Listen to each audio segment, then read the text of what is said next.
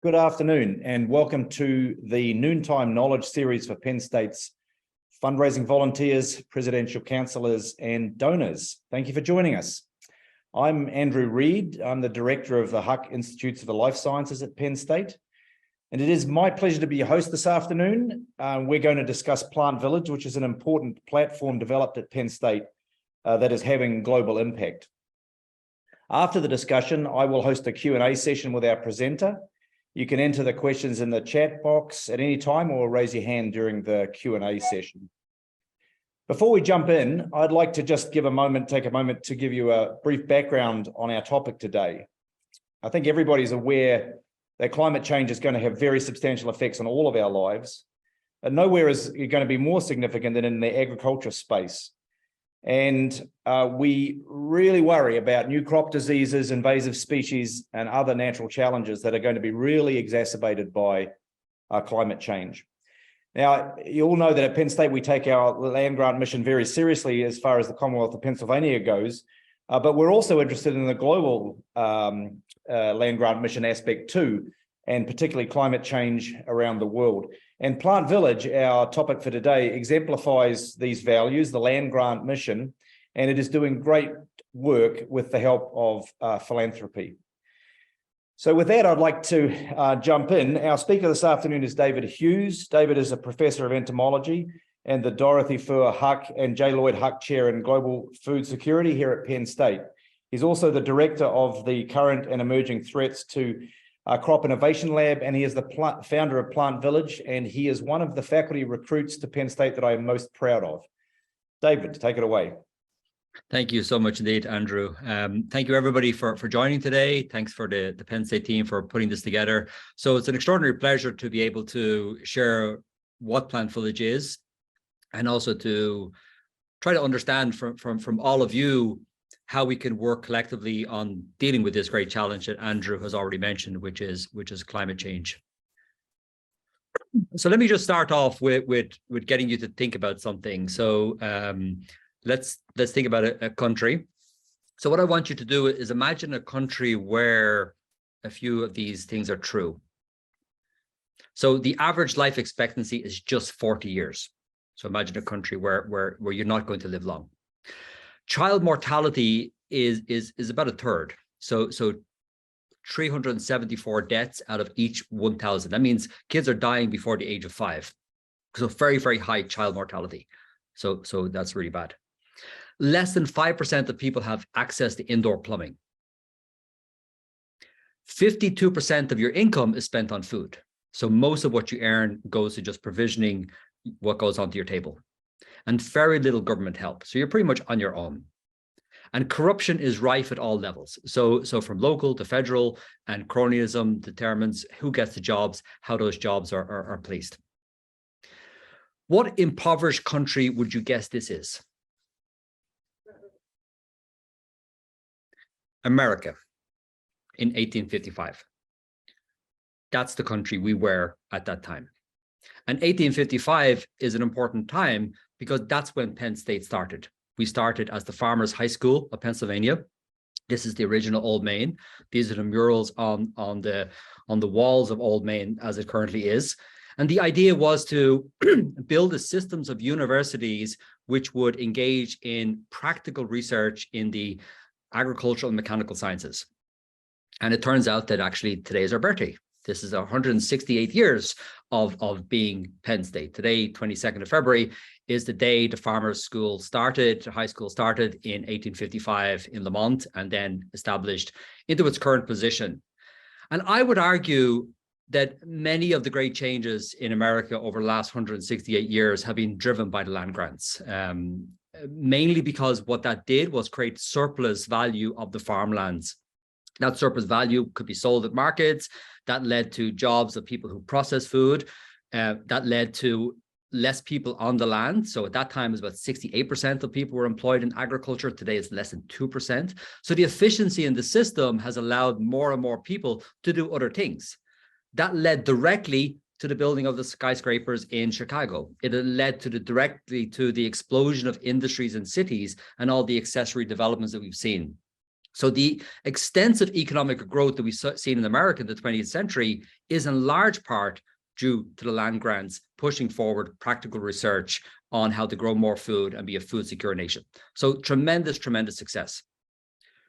The story of America is one of many developed countries today where we have low income settings, farmers engaged in very hard conditions, toiling on the land, and then a transition to very robust, well-developed societies where we have lots of other services beside agriculture. So profitability and benefits. My own country of Ireland was that, of course. At this time, it was the potato famine, where we had women bent over with shovels, pulling up tubers from the ground, and those tubers were infected. And 40 million Americans are descended from people who emigrated out of Ireland during the famine.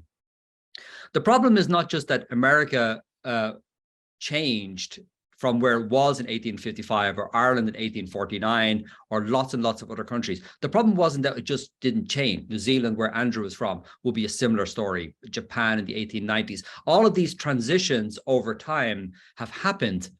The problem is those transitions have not happened for a huge number of people around the world.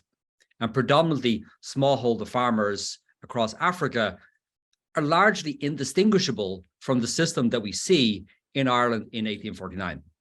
Women bent over, picking up infected tubers from the ground. In the case of Africa, it's things like cassava, which is a very important source of food, infected by cassava brown streak disease, or in Ireland, it was potatoes and late blight. But the story is the same. And this is not something that we at PlantVillage remark upon. It's something that caught the attention of the then US ambassador to the Rome-based agencies, to FAO, Kip Tom, who was a close friend of PlantVillage, and we worked very closely together when I was there at FAO and then subsequently.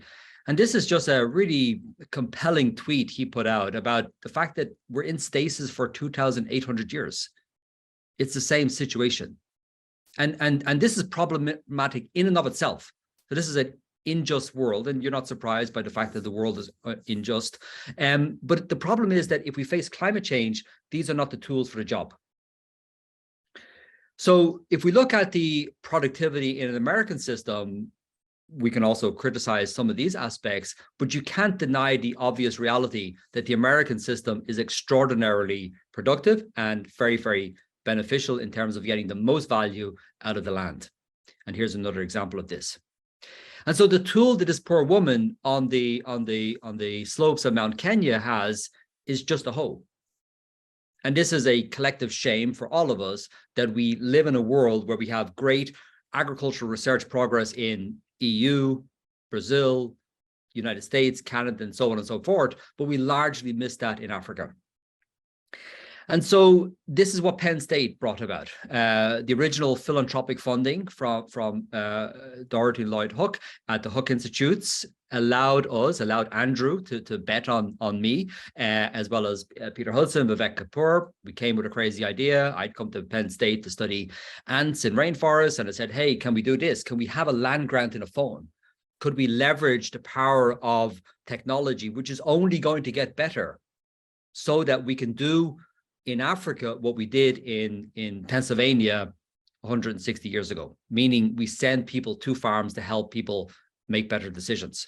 And so here we have Rosalind in the foreground and Emiliana in the background. And what Rosalind is doing is using a smartphone that we provided to her that is running an incredibly advanced AI system offline in the phone. And this is diagnosing crop diseases as she's looking at it. No internet connection required, and it's running a convolutional neural network. And what's happening is that it's taking the images as it's coming in, running them through an internal system, and then displaying that transparently to Rosalind, who then helps Emiliana understand. And so what human brains are really good at is determining how things are in one-shot detection, what is one category versus another. So we do a really good job of that. The other challenge, though, is how do you bring advanced AI to people who live in an analog world?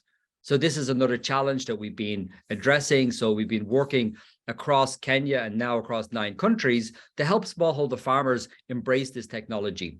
And the way in which we do that is through local young people who are called the Dream Team. And you can see some of them here Mercy Suma, Winnie Onyango. Winnie is now a student at Penn State, and they're helping farmers understand how to use the smartphones and then distributing them into the community.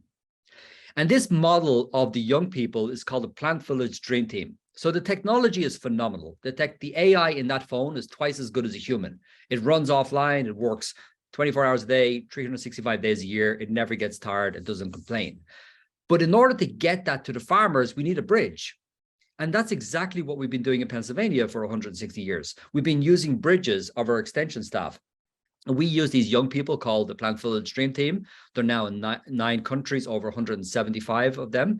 And they're incredibly important because they act as a bridge to the community members. Because as Winnie would say, the Dream Team are like the sons and daughters of the farmers.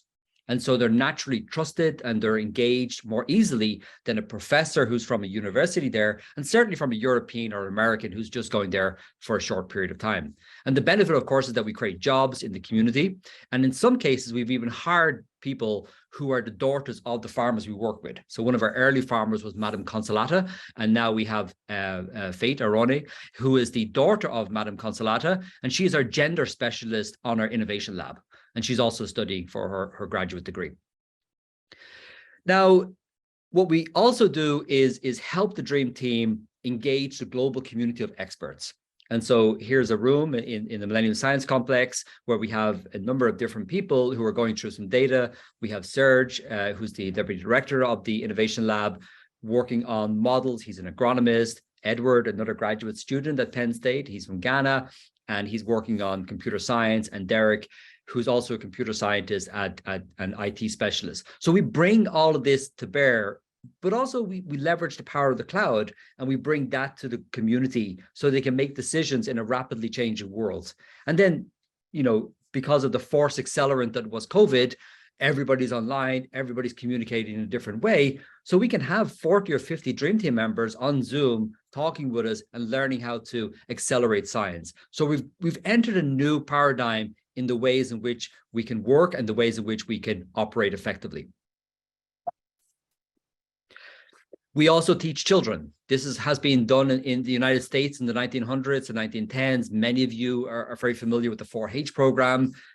If we're going to adapt to climate change, we need children critically understanding the problem. So we've created these climate change clubs across multiple countries where a Dream Team go, help them plant trees, help them collect water, and help them adapt to climate change. But also critically, and this happened in the United States in the 1900s, go back to their parents and tell them of the new things that we're learning about in terms of research that can help deal with climate change. We leverage mass media. Again, we're not doing anything that hasn't already been done by Penn State back in the day. Penn State used to do radio programs. It was a pioneer in the adoption of early TV. If you go to the Ag Pasto Museum out at Rock Springs, you'll see examples of this. In our case, we're sending out messages to 40 million people a week on TV, SMS. We also do print media as well. We do gatherings in communities where we're exchanging knowledge, providing practical instructions like to the drying of cassava so you get higher prices at the market. SMS, we've sent over 20 million messages via PlantVillage and our partners iShamba in Kenya and also now in Uganda, which is really effective, and farmers like to have this in the palm of their hand so they can help in making decisions. Very low cost. To send out messages to 500,000 farmers is about $2,500. Very, very cheap, low cost, but very effective because it's right there in their hands. We have these local bazaars and demonstrations where local farmers can come, they can get printed material, they can have more detailed instructions, they can see some of the practical things that we do, and they can importantly ask questions. So we're constantly every single day engaged with farmers. And again, just to repeat the point, this is not new. This is something we've done in the land grants for so long, but we haven't succeeded in bringing that across the continent of Africa. So as Andrew said, we're in difficult times. Last summer was warm. Last summer was the coldest summer you'll have for the rest of your life. It's only going to get warmer and warmer and warmer from here on out. And so here is a graphic demonstration of climate change. This is a town in British Columbia where we had temperatures of 115 degrees Fahrenheit, 118, 121, 3 days in a row. And then on the fourth day, the whole town burnt down. A dramatic example of climate change in the North American context. This is what climate change looks like in Africa. This is southern Madagascar that went through 4 successive droughts, and you have incredibly dry land, and you have tools where people are trying to cultivate it, which just exacerbates the problem, and you can't grow under normal circumstances in these conditions. So we often talk about the juxtaposition between a North American context and the African context, because if it's causing all these struggles to us here with all our resources, just think what it causes to very low-income farmers who have very few resources with which to fight this problem. Here's a community in northern Kenya where we work. And so the housing these are nomadic pastoralists who move across the landscape with their animals. They're now entering the 6th successive drought. It's in last year, 2022 was the worst ever on record. We've never, ever had a situation of 6 successive droughts. It's driven by sea surface temperature. So as the water in the Pacific gets hotter, it creates changes in atmospheric pressure, which pulls the moisture off the Horn of Africa. Highly predictable. It's very much a physics equation. So we know with great lead time that in 8 months' time, there's going to be a drought. So we know what's happening. And unfortunately, we're getting, and you may have heard about these crossing over points or tipping points. So in this case, the drier it gets, the more wind comes in, the more the sand blows away, the more we create these dust bowl conditions. Again, the dust bowl is something you're not unfamiliar with. It is the stuff of legends in the United States.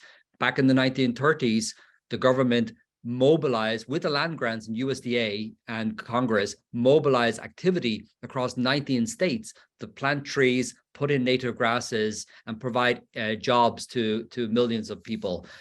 We were able to do it there, and we were able to push back the Dust Bowl. We successfully did it. So examples of extension, examples of knowledge, examples of dealing with the Dust Bowls, all of these examples that we in the United States have done effectively, and we can bring what we learned to an African context today.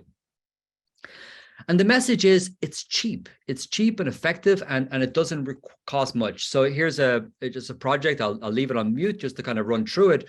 But this is a school in northern Kenya where we worked. We've had some funding from Jeff Dean and Heidi Hopper, and they still have a donation which is there that it can be matched. They gave us $2.5 million, and it can be matched by donations that we also receive across the university and our broader community. But what we're doing is we're working with local communities to capture the water from the roofs, and then that goes into the water tanks, and it's very effective. And then we have young people like this who are really explaining why it's useful. It helps us a lot, because without it, the water here it be tougher. So this thing is good, and we are thankful for it. Sometimes, water is when the sun rising up at the down, the water there got finished. So when the rain has started, so come like here few weeks, rain started and help us a lot, because when the water is done, we come and open here. Okay, so it helps us for people to drink, and the teachers, the engineer, and I will study in Kapsabet. And I really love the enthusiasm and the optimism. Despite the conditions he lives through, it's always one of hope, in that with education, with knowledge, he can have a different path, a better path. Yes, good boys.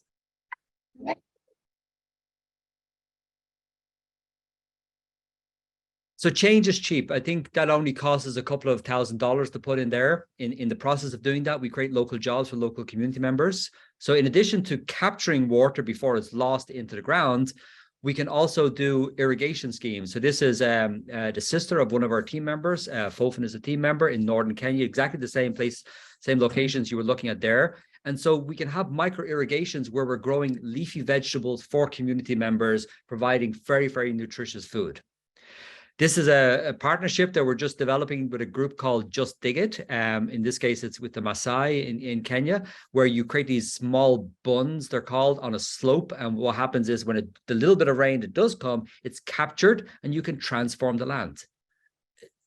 Think about the Oklahoma in the 1930s, think about Steinbeck, all these classic American stories. This is what's playing out in Kenya today.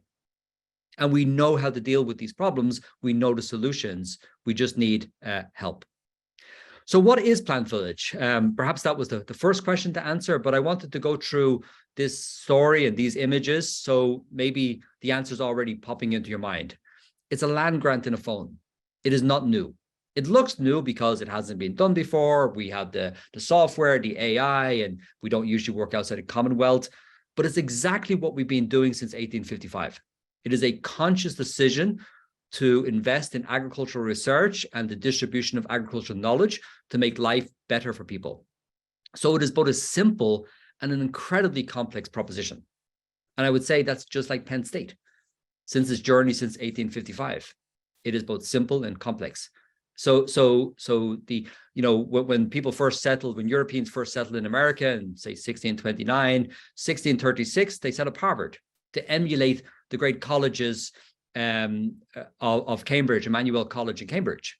And they wanted to do things that they had done in the past, but the land grants were a strong reaction against that. We need a practical form of education. And so I was at Harvard when I first came here. Andrew invited me down, and it blew me away what you have here. And so I followed Andrew through Oxford. He was there. I was there afterwards. We worked on similar topics, evolutionary biology. And these are great universities, Oxford, Harvard, and so on. But they don't hold a candle to what the US land grants are and have done. And the transformative ability of the land grants for the United States, but also globally through programs like USAID.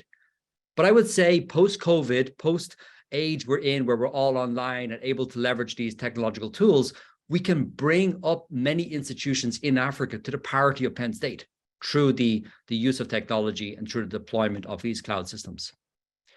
And I think we have to do that immediately. I'm very much inspired by the history of this university. I'm very much inspired by how it came about. And this is a quote I've gone on ad nauseum in many different settings to talk about Lincoln's second inaugural address to Congress. And of course, Lincoln was the signature of the Morrill Act, and he also set up the USDA in the same year in 1862, and then the National Academy of Sciences in 1863.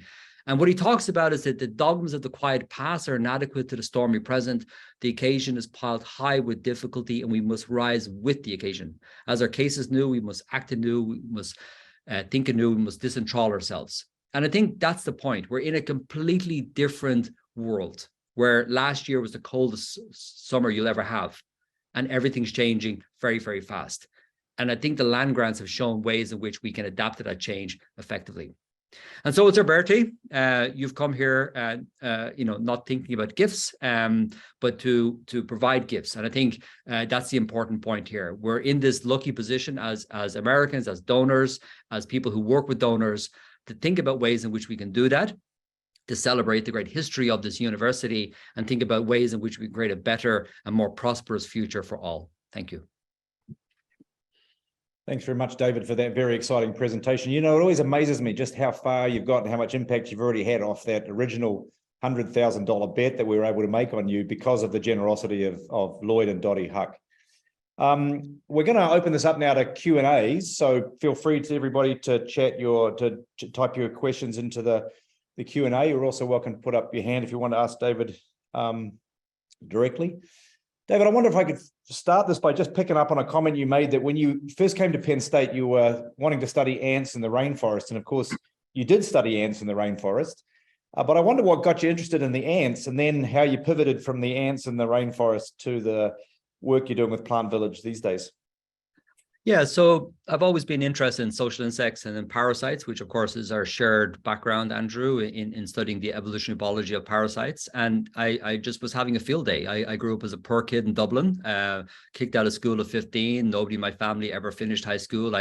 Every Sunday was a religious experience to watch David Attenborough on TV and show things about the rainforest. I loved that. And then being able to later on have Attenborough narrate something on Netflix about a fungus that I discovered in the Amazon, which is named after my wife. That was just phenomenal. I love doing this. I like studying ants. I wish I was still doing that.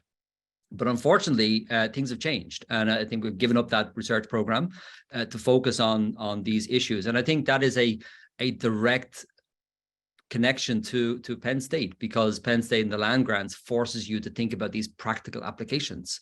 And I think a lot of the work that I was doing was, while fun, was a little bit like rearranging the deck chairs as the Titanic sank. And I think what the history of this university tells us is to do something practical and meaningful. And that's the same with you, Andrew. You're working on applied approaches in malaria, controlling diseases in birds, also the work you've done with Matt Thomas for house construction in Africa. This is the nature of this university. It sort of forces you, and with the hook and with that investment, it allows us to be big and bold and take these big risks. But I still remember struggling with the idea when you made the original pitch way back in, when was that, 2012 or 13, when you were talking about a land grant in your pocket. And I remember us all struggling with, well, what use would that be? How would that go anywhere? What made you think about it? I mean, now it seems kind of obvious, but back then it was so far ahead of its time. What made you think of it? Well, I had worked in Ghana in 2010, and I was working with a colleague who on the zombie ants. And if you're watching The Last of Us at the moment, that's based upon the fungus we worked on. So we're studying these fungus that control ants' behavior. And you'd walk out of a farm or walk out of a forest, you'd walk into a farm, and in Ghana, it's cocoa farms. And cocoa is incredibly important to the state of Pennsylvania through Hershey. And the diseases which afflict that crop and cause reductions, we actually found scientific solutions to that in 1979. It just wasn't accessible. So it's behind a paywall. There's papers that cost $40 from the 1980s to access. And so it struck me that there was a missing component here, which is having somebody tell you what the problem is. Now, we can't have all those somebodies around the world, but it was quite clear in 2012 that AI was going to be that somebody. That AI could do what humans, and this is because of how machines beat Garry Kasparov in chess. It became obvious that they're just going to get better because of Moore's law. And so that was the idea, that we could do this, and maybe we get 80% good, or maybe we whatever we're going to get. But we need to start the process, because technology is not going to slow down. And unfortunately, from a variety of reasons, the knowledge that we do have is increasingly inaccessible to the global community. It goes more and more behind paywalls. That's unfortunately another historical trend I looked at. So those two elements, technology would get better and more knowledge would be inaccessible, drove me to found PlantVillage. Yeah, I still remember there was a lot of skepticism about that extension work could be done through AI rather than via one-on-one interactions with farms. And I think part of the trick with what you've done is the scaling. I mean, you've got lots of people on the ground in Africa, but it's the scaling of the technology that's really allowed things to move. Look, there's a question from Sophie here. I wonder if you could speak about the impact of PlantVillage on children. How many of them are living in these regions? What percent of the overall population in these regions is children? I'm guessing probably the majority. Yes, so Africa is a young continent. It is the youngest continent. There are 1.3 billion people in Africa today.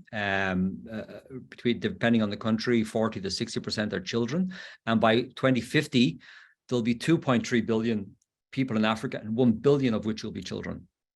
So we massively impact children today, because we're helping communities grow more food, and that means they have more surplus income, which means they can send their kids to school. So a lot of our farmers are planting trees. It's an insurance policy, so they can sell the trees to pay for school fees. And we just planted over 1 million trees, and we're scaling that up to what we want to be 20 million trees per country, and that's coming from more investment. So these are ways in which we help. Unfortunately, and this is a bit of a trigger warning, because of COVID, because of the drought, there's more and more young kids going into early marriages. So the New York Times reported on 10, 11 years old. Our community have reported a 9-year-old girl who's going into marriage. So you have forced genital mutilation, and then you have marriage at the age of 9 and 10, because the family can't afford to have you. We work with a charity in Tanzania that works with girls who have escaped this. We support them. And we've seen massive increases in teenage pregnancy. Some of our team members have been working on this problem directly. But if we create more food, more wealth, then we avoid that. And that's currently what we are doing, but we need to do it more and greater. Okay, thanks very much, David. I see a question up from Janet. You've got your hand up. You want to unmute and ask? Oh, Janet, it looks like it's stuck there. Let me just ask David another question while I hope you can figure that out. The question here from Linda, are there any other land-grant universities in the Big Ten doing similar work? Can we scale this effectively? I think there are others which are better than us. I think Michigan State University has historically been a much bigger player in Africa, and that kind of stretches back to its president going there 50 years ago. So they have a long-lasting relationship there. But in some way, the fact that we sort of come late to this game is an advantage for Penn State because we're coming at a time when these technologies are quite revolutionary, and you wouldn't have necessarily thought about that in the 80s and 90s. So there are others doing it, not to the scale. PlantVillage is the largest global agricultural platform in the world. We reach over 60 countries and 30 languages with the United Nations Food and Agricultural Organization. We're on the ground in 10 countries. We're reaching 14 million people a week, as I said. So we really have that headwind. But because we've created this platform now with the USAID Innovation Lab, that's a $39 million investment by the US government. We're bringing on the other land grants. We're making it easy for them to work on this. So we're actually working with Michigan State, MIT, which is also a land grant. North Carolina State will be a new partner. And so we want to make it easier for the great abilities of the land grants to come and focus on this problem. So long as we don't, fall into the old fashioned thing of elbowing each other out because we're in competition and not cooperation. Yeah, but that big grant you've got, I do think that one of the things it's doing is helping the community build across the US and across the world. I think it's one of the most exciting things about the structure of that grant. Yeah. Dan Clements is asking, are the trees being planted only for economic gains or also for climate change? Yes, both. So trees are just the best tool we have in our toolbox today to capture and store carbon. So that's what we're doing. We're capturing that. And then the idea is that if we can incentivize the farmers not to sell it for firewood, but turn it into what's called biochar. So you heat it up at high temperatures and low oxygen, and you can store that as a durable form of carbon. Now the farmer is in a position to get a money from a carbon credit. So we spun off a company here at Penn State called Carbon for Good. And the idea is it's going to leverage the PlantVillage software to help farmers access the international carbon markets. And we're part of a broader group, a group called Biochar Life, forming what's called a carbon consortium. And we've just gotten a very large investment or order actually for 100,000 tons, which is about $12.5 million. So the idea is we can bring private market solutions to bear, we can bring philanthropy, and we can bring government. And then you might say, well, why do we need philanthropy?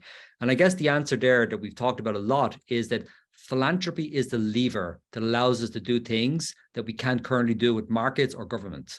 Allows us to go headstrong into those communities which are suffering the most and have demonstration work. And when we, for example, the work that we're doing on these drought areas, we were just talking with the USAID mission in Somalia today, which of course is massively affected. And because they could see the success we had with the money from Jeff Dean and Heidi Hopper, the Hopper Dean Foundation, then we're able to move more aggressively into Somalia. So philanthropy is so good because we live in a world of sludge and bureaucracy, and it allows us to move fast and nimbly. But what about if you look beyond the philanthropy? Are there opportunities for alumni to help your work, for example, with volunteerism or advocacy? Absolutely. I think that, I mean, it's a really great success story we have here. It's for the whole community. I would like to see people bounce into work at Penn State and be so proud of what we're doing. Oftentimes that's not the case. People bounce into work at Google and Facebook, and even though they're doing mendacious things, that they think it's a good job. But actually the land grants are so successful. I think we should do a better job of having people own this. And yeah, I think that's critical. Yeah, I'm with you totally on that, of course. Elizabeth's asking a question. How is this information being brought into the Penn State classroom? Yeah, so I was teaching a lot, and obviously the students heard a lot about this. A lot of our students were early work on PlantVillage from 2012 and 2013 as part of their projects. I don't teach now because of the big efforts we do at the USAID.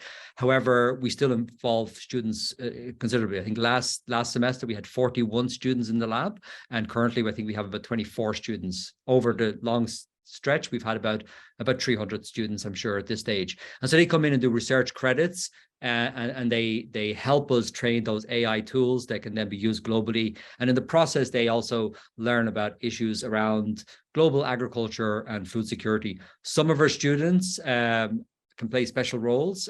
So Christina is one of our students, excuse me, who's a first generation kid. She's a daughter of immigrants here in this country, and then also Ali is another student. She's an athlete, and so we're trying to leverage the ability of those students, first gen or athletes, to be voices for other students and bring them in again to create that pride in their system that we are actually doing something useful here.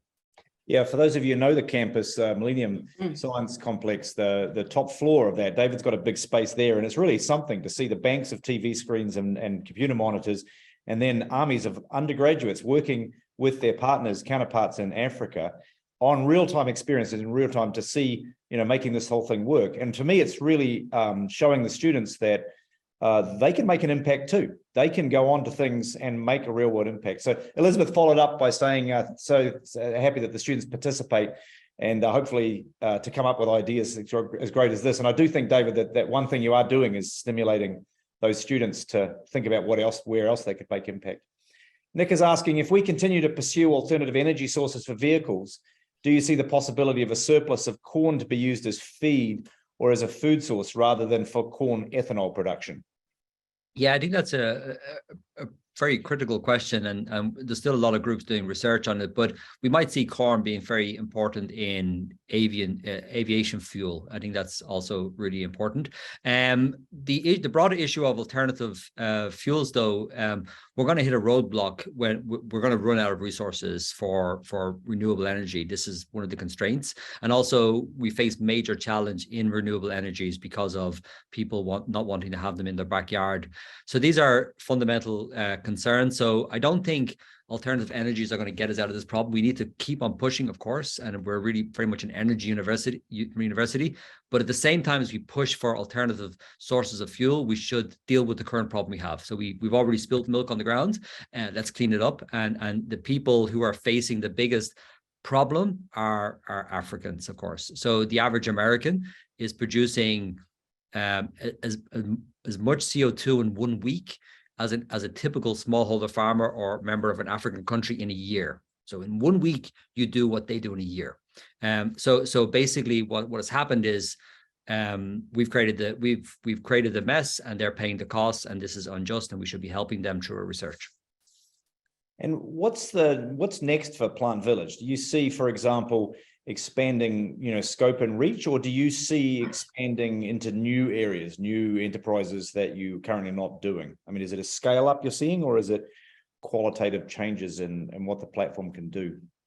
Yeah, it's scaling out solutions. There's a few different approaches. One is to scale out solutions. So we have this SOS model in PlantVillage because we're really in these troublesome times. So we want to signal that there's lots of things we could do, but we have to do what's most impactful.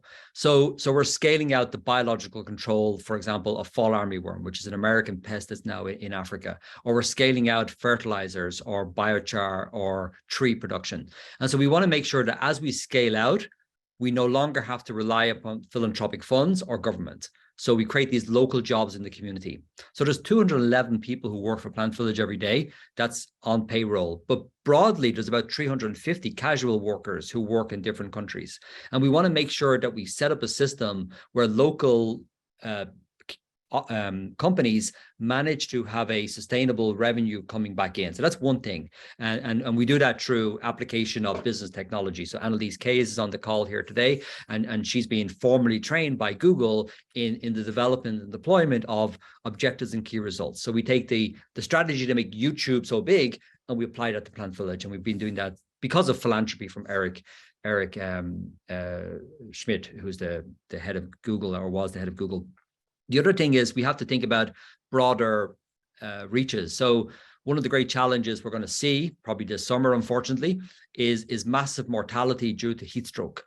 So the houses in Africa are not suitable for temperatures above 115, 120 degrees Fahrenheit. Andrew, some of your work with Matt Thomas was on construction. So I think PlantVillage should go into building houses in carbon communities. The money we get from carbon should go to making houses. Some of those houses will be storing CO2. So we're working with an architect and local architects here, but also a company to do that. I think we need to, the greatest driver of middle-class wealth is home ownership. That was the same here in the United States. It's the same globally. So I'd like to see us massively moving into house construction across Africa. And that, of course, will solve two problems: heat stroke and malaria, or vector-borne diseases, as well as helping people be on an economic path. Yeah, I could imagine there's a fair few folk in engineering college would be very interested in that side of things. Ken is asking, you're obviously doing a great job at delivering knowledge that farmers need for better production. Are there support structures to help the farmers access, that means afford, modern pesticides and the herbicides, which have been responsible for so much of the growth and the success in the US? Yes, there are. So they're well serviced by local agricultural suppliers. So they are. But at the same time, a lot of those chemicals are not fit for purpose. So this is a bit of the problem. So we know this just from the nature of the ways in which the pests are living inside different parts of the corn plant, that it's just inaccessible to the chemicals. The other stuff is that we don't want to create problems further down, such as resistance, which we know to be a huge problem in antibiotics. And the other thing is that we can't go in the same path in Africa as we had in America, and the European Union, and Brazil, which is heavy reliance on petrochemicals. The agricultural space and land use contributes about 26% of greenhouse gases annually. So we need to massively increase food at the same time as we reduce the amount of petrochemicals being used. And that's why biochar fertilizer is very good, but also natural control, such as these parasitoid wasps that we're releasing. I've also been really struck by some of the research going on in the College of AgSci here. Even in the States, something that works well out west or in the Midwest doesn't necessarily work well in Pennsylvania conditions. So the local environmental conditions for how well a herbicide will work or how well a pesticide will work varies a lot. And I think one of the very exciting things that you're doing is you're able to deliver that knowledge at a local scale where the efficacy really matters. David, I wonder what you think about, from a funding point of view and the philanthropy. So leaving aside that you're being very successful with some of the commercial operation and you're doing well with the federal support, what is it that philanthropy could really do for you? You mentioned before it gets you away from some of the problems with regulatory burdens and all that sort of stuff where the bureaucracy slows everything down. But what specific issues or specific areas of philanthropic support would make a big difference to you? Oh, you're muted, David. Sorry, before I answer that question, let me just drive on the point. So this is the original philanthropic funding in 2012 from the Hook, and then we're now about over 33 million. Foundation money, so that's Gates, Schmidt Futures, Skoll Foundation, etc., is about 32%, and philanthropy is about 12.6%.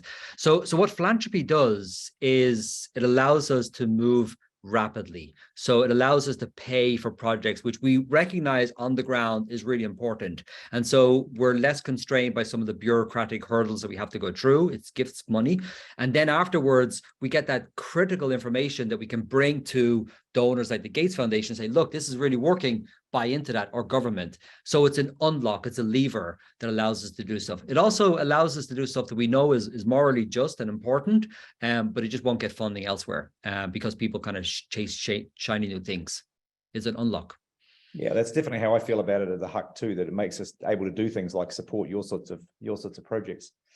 Well, believe we're coming up on our time. Thank you very much, David, for such a great presentation, and to everybody for their very thoughtful questions. I do hope you enjoyed this opportunity to learn about PlantVillage. I always find it just amazing where David is going. And David is one of these rare characters who gets out of bed in the morning, thinks about what he's going to do to make a difference in the world, and thinks about it all day. And I'm sure goes to bed at the end of the day thinking about it too. And I bet even wakes up in the middle of the night and thinks about it as well. Probably out of concern of all those people you've got, David. So I would be remiss if I would say, so the ideas are there. but the execution is, I mean, it's called PlantVillage because it takes a village.